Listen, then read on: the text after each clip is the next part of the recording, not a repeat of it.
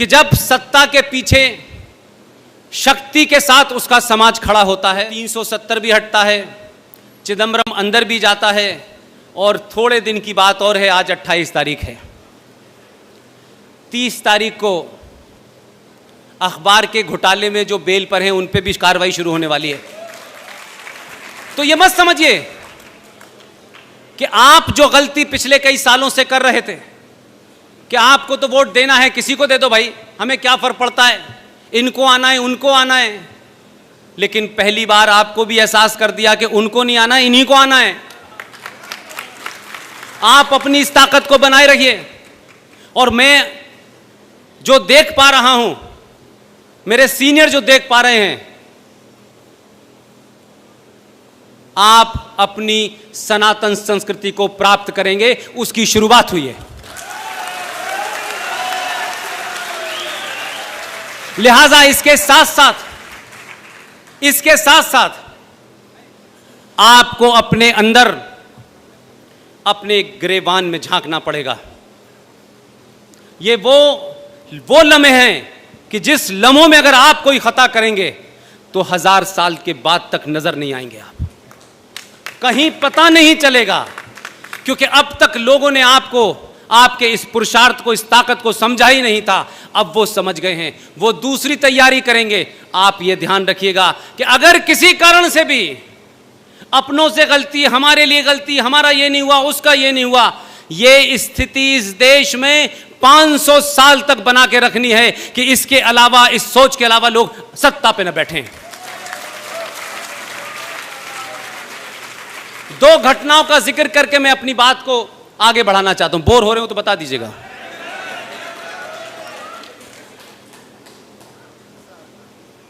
मैं अभी बॉम्बे गया,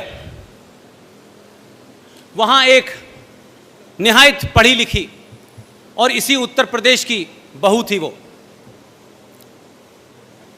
उन्होंने मुझे टेलीफोन किया कोई महीने 1.5 महीने पहले।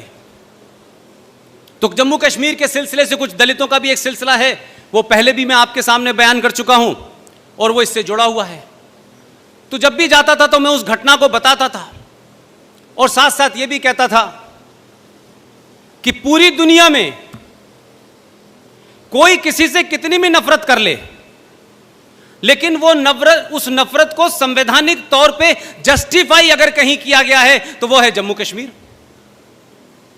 उन्होंने बहुत सारी चीजें सुनी। उन्होंने बॉम्बे में बहुत लोगों को बताया कि 1957 में जम्मू कश्मीर के अंदर 200 वाल्मीकि लोगों के साथ क्या हुआ। पढ़ी लिखी डॉक्टर हैं, बहुत पढ़ती हैं, संजीदा हैं। तो बड़ी मायूसी के साथ उन्होंने मुझसे कहा कि पुष्पेन जी, क्या मैं आपको भाई कह सकती हूं? मैंने कहा कहिए, इसमें किसने रोका है आपको भाई? बोली मैं आपको राखी बांधना चाहती हूं। मैंने कहा 15 अगस्त को मैं मुंबई में होऊंगा, आप मुझे वहीं राखी बांध दीजिएगा। जो बात उनसे मुझे करने के बाद पता चली, शक मुझे हल्का सा था, लेकिन क्योंकि वो ज्यादा किताबें उन्होंने पढ़ी, क्योंकि उनका वो एरिया है, उन्होंने कहा पुष्पेन जी, मेरी एक मुहिम चल रही है, मैं आपसे उसमें मदद चाहती हूं। मैंने कहा समाज के किसी भी ऐसा काम जिसमें समाज जुड़ जाए, आप रात के 2 बजे भी कहेंगी तब भी मैं हाजिर हो जाऊंगा। जो इंपॉर्टेंट बात है जो मैं आपके सामने कहना चाहता हूं, अगर किसी को दिल को चोट भी लगे तो मुझे माफ कर दीजिएगा, क्योंकि इसमें मेरा कोई हित नहीं है, मेरा कोई एजेंडा नहीं है। मैं उस समस्या से जूझ रहा हूं, उसकी निटी-गिटी को समझ रहा हूं। ये जो हमारे वाल्मीकि लोग हैं, जो दलित लोग हैं, ये सूअर क्यों पालते हैं? मैं चाहती हूं कि अब ये सूअर ना पालें। मैं उनकी बात को समझा नहीं। फंक्शन खत्म होने के बाद मैंने अपने कहा कि मेरे होटल में आ जाइए। उनके साथ में 3-4 और लोग भी थे।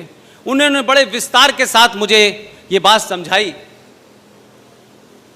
और उस पूरी बात में मुझे लगा कि क्या इतने बड़े सैक्रिफाइस को, इतने बड़े एक ऐसे समय में जब आप खुद खतरे में हो, आपका समाज खतरे में हो, आप उससे समझौता करने की जगह आप उससे लड़ने की डिवाइस निकालते हैं। यह बहुत कम होता है। यह बात अलग है कि जो अब्दुल्ला हैं कश्मीर में, वो मुसलमान होने का दावा तो 300 बार बताते हैं, लेकिन इस बार उनकी हिस्ट्री निकाली मैंने और ये पूछा कि अब्दुल्ला साहब आप बताइए 1722 में आपके जो पूर्वज थे उनका नाम क्या था। अब उन्हें पता है, ये बात अलग है कि पब्लिकली नहीं बताते। ये अब्दुल्ला फ्रॉड, इसके पूर्वजों का नाम 1722 से अगर निकालें आप तो उनका नाम था राघो राम। अब जिन लोगों ने 2 रुपए किलो चावल और तलवार के जोर पे अपना धर्म बदल लिया, अपना नाम बदल लिया, वो किनको प्रताड़ना दे रहे थे, इस रेफरेंस में ये बात कहना चाहता हूं। तो पता ये चला कि ये जो दलित समाज है आखिर ये सुअर ही क्यों पालता है। ये तो हिंदू लार्जर फैमिली का हिस्सा था, लेकिन क्योंकि उस दौर में, उस दौर की बात बता रहा हूं, उस दौर में इनकी महिलाएं बहुत खूबसूरत होती थीं और उसका जीता जागता प्रमाण यह है कि उन्होंने कहा कि उस वक्त यह रिवाज था कि जो भी बहू आएगी गांव में वो शुरू के 3 दिन तक शेख साहब के घर पे रहेगी और यह सिलसिला चलता रहा। उनसे होने वाली जो संतानें हैं उस दौर में, उन संतानों के बारे में आप महाराष्ट्र जाइए, डॉक्टर रेखा बंडवाल से मिलिए, आज भी वो संतानें शेख दलित के नाम से जानी जाती हैं। उस वक्त इन तमाम दलितों ने क्या किया, ये ताकतवर नहीं थे, लड़ने की क्षमता नहीं थी, समाज के बड़े वर्ग ने उनको अलग थलग कर दिया था। इन्होंने कहा कि हमारी बहू बेटी शेख साहब आपकी 3 दिन के लिए दुल्हन तो बनेगी, लेकिन क्या हमें यह इजाजत है, क्या हम ये आप इसकी हमें छूट दे सकते हैं कि जो हमारे कुल देवता हैं उसकी हम पूजा करने के बाद इसको हम आपके सुपुर्द कर देंगे। उन्होंने क्या किया कि पहले कुल देवी की पूजा की, उनकी कुल देवी थी, वहां जाके पूजा हुई और ये डिवाइस निकाली कि इस कुल देवी की पूजा में सुअर की बलि चढ़ेगी। तो सुअर की बलि दी गई और फिर उसके बाद क्या कहा गया कि हमारी कुल देवता की जो जानवर की बलि चढ़ती है उस जानवर के खून में, हमारे सबके घर में जब भी बहू आती है तो आपने देखा होगा दरवाजे पे वो महावर रखते हैं थाली में, उसमें वो पैर रखती हैं और फिर घर में चलती हैं। यही रस्म है कि नहीं है? उन लोगों ने कहा कि जो बलि है जानवर की, जो हमारे कुल देवता ने ली है, हमारी ये बहू इसके खून में अपने दोनों पैर गीले करेगी और जिसके भी घर जाएगी ये ऐसे ही जाएगी सबसे पहले। और ये सिर्फ उन्होंने करा नहीं, इसे करा और ये जानते हुए कि ये खबर पता चल जाए, इसका ढिंडोरा भी पीटा। और जब ये खान साहब को पता चल गया कि सुअर को काटा गया है और उसके खून के पैर इसमें हैं, ये मेरे बिस्तर के पास आ जाएंगे तो अल्लाह मुझे तो वैसे ही खारिज कर देगा, तो पहली फुर्सत में ये रस्म उसी दिन से बंद हो गई। तो जो हजारों साल से जिनके पास ऑप्शन थे, जिनके पास ऑप्शन खुला हुआ था अब्दुल्ला की तरह, उन्होंने उस ऑप्शन को नहीं चुना। वो आज भी हैं। और जम्मू कश्मीर की घटना का जिक्र करते हुए मैं बात अपनी साबित करना चाहता हूं कि वो खून खत्म नहीं हुआ है, वो सोच खत्म नहीं हुई है। 1957 की घटना को रेफरेंस में बता रहा हूं, आप लोगों को बता चुका हूं, और उस संदर्भ में मैं क्या कहना चाहता हूं, यह मेरा पॉइंट है। 1957 में उस वक्त जो शेख थे, 1200 साल पहले, मुझे उनका पता नहीं, लेकिन ये नकली शेख कश्मीर में जो हैं, कन्वर्टेड जो हैं, जिन्होंने तलवार के दम पे नई शलवार पहन ली है, इन्होंने क्या किया, इनको लगता था कि हम जितना अत्याचार करेंगे उतना ही होगा। तो शेख साहब के उस सूबे में 1957 के अंदर दलितों ने, वहां जो लोग सफाई का काम करते थे वो दलित नहीं थे, वहां हड़ताल हो गई, महामारी फैल गई, तो शेख साहब हैं, करते हैं, बाकी कुछ नहीं करते। तो आप सोचिए कि बख्शी गुलाम मोहम्मद साहब, जिनके नाम के आगे मोहम्मद लगाए, उन्होंने अपने कैबिनेट के 2 लोगों को भेजा कि भाई जाइए, हिंदुओं में कोई कम्युनिटी होती है वो ये गंदगी साफ करती है, उसको लेके आइए। उनके 2 कैबिनेट मिनिस्टर गए गुरदासपुर, पठानकोट और अमृतसर, और 200 वाल्मीकि लोगों को लेके कश्मीर में आए,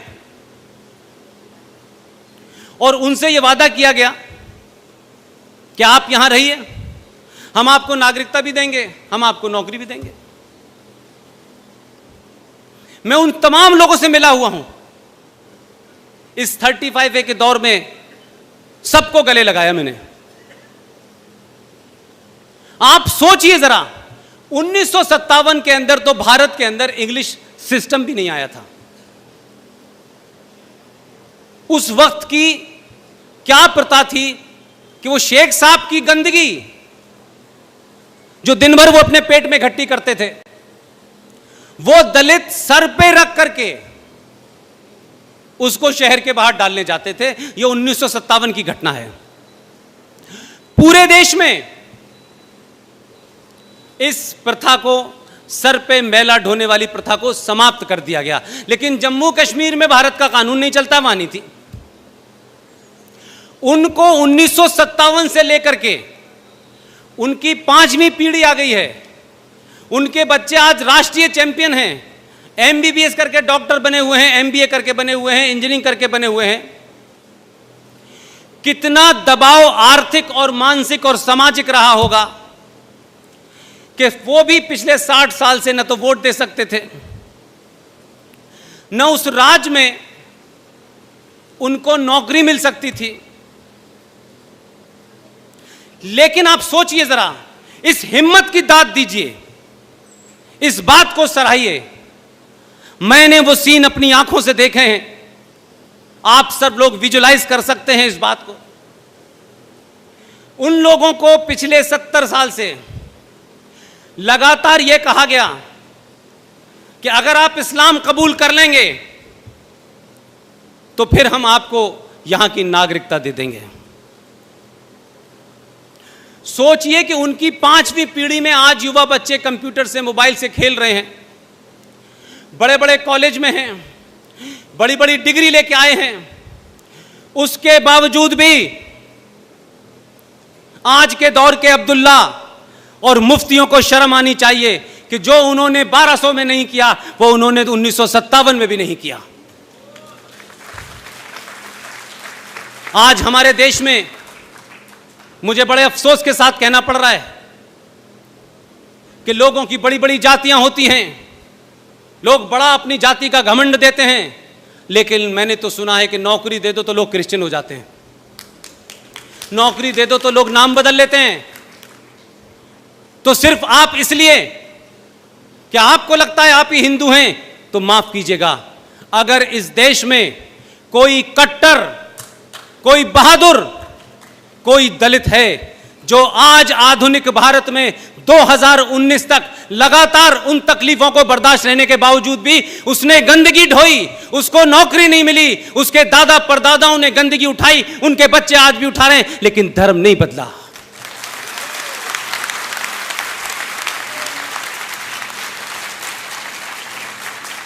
इसलिए मैं आपसे कहता हूं, प्रकृति भी, और जिसे आप भगवान कहते हैं, वो मौका जरूर देता है आपको। ऐसा नहीं है कि मौका नहीं मिलता, ये तो ऊपर वाले की ताकत और आपका पुरुषार्थ और इस देश के लोगों को सही समय पे सही चीज याद आ गई। नहीं, इतिहास का ये जो घड़ी है ये भी वैसे ही चला जाता जैसे पटेल जी के समय चला गया था। लिहाजा मैंने कई जगह कहा लोगों से कि कुछ नहीं कर सकते भाई। इस देश में एक बात आप याद करके रख लें, किसी भी जाति के आप हों, आप अगर अपने परिवार में अपनी बेटी या अपनी बेटे को इग्नोर कर देंगे, उसको यह एहसास कराएंगे कि तुम महामूर्ख हो, तुम्हें कुछ आता नहीं है, तुम चुप बैठा करो। आज आप 8 साल के बच्चे से जरा कह के तो देख लीजिए ये बात। समय बदल गया, हम सबको बदलना है। इसलिए ये जो बार बार रफीक साहब के घर जाकर के सिवैयों की ईद खाने जाते हैं, मैं कह रहा हूं कि रफीक साहब के घर जाएं, ईद की सिवैयां खाएं या ना खाएं, लेकिन हफ्ते में दलित के घर का पानी जरूर पी के आएं। आप उनको नौकरियां दे दीजिए, ये तमाम सारी चीज हैं, लेकिन इंसान की एक भूख होती है, उसको नौकरी और पैसे से ज्यादा उस समाज के अंदर इस बात की कुंठा रहती है कि मुझसे क्यों नहीं गले मिलते, ये उनसे क्यों गले मिलते हैं, मुझ में क्या कमी है। वो हमेशा आपको दूर करेगी। उनको नौकरी नहीं चाहिए, उनको पैसा नहीं चाहिए, सिर्फ एक बार गले तो लगाइए। ये 22 करोड़ लोग जो आपसे अलग हो गए हैं, जो जय भीम और जय मीम के नाम से अलग हुए हैं, यही आपकी ताकत है। सिर्फ गले लगाइए, साकी सब ठीक हो जाएगा। आपको इसके साथ साथ मैंने इसीलिए कहा कि 1000 साल की गुलामी के रहने के कारणों पे जब आप चर्चा करेंगे, अकेले में करेंगे, सामूहिक करेंगे, तो ईमानदारी के साथ करिएगा। किसी पार्टी, किसी संगठन, किसी ब्राह्मण, ठाकुर, कायस्थ, इससे बाहर निकलिए। आपने अपने कारणों से अपने आप को कमजोर किया है। आपका दुश्मन उतना ही कमजोर था जितना आज कश्मीर में नजर आ रहा है, लेकिन आपकी अपनी गलतियों ने दुश्मन को मजबूत बना दिया। लिहाजा ये वो घटनाएं हैं कि जो 1200 साल पहले नहीं बने, वो 2019 में भी नहीं कन्वर्ट हुए। उनके लिए कितनी बड़ी बात है। वो 2.5 लाख लोग आज से जम्मू कश्मीर के नागरिक भी होंगे, उनको वही सैलरीज भी मिलेंगी, और जो केंद्र सरकार की फैसिलिटीज हैं कि वहां एससी एक्ट नहीं चलता था, ना तो एससी लागू होता था, ना एसटी लागू होता था विधानसभा में, अब वो भी लागू होगा। तो जो 84 सीटें हैं उनमें दलितों का भी शेयर होगा आज से।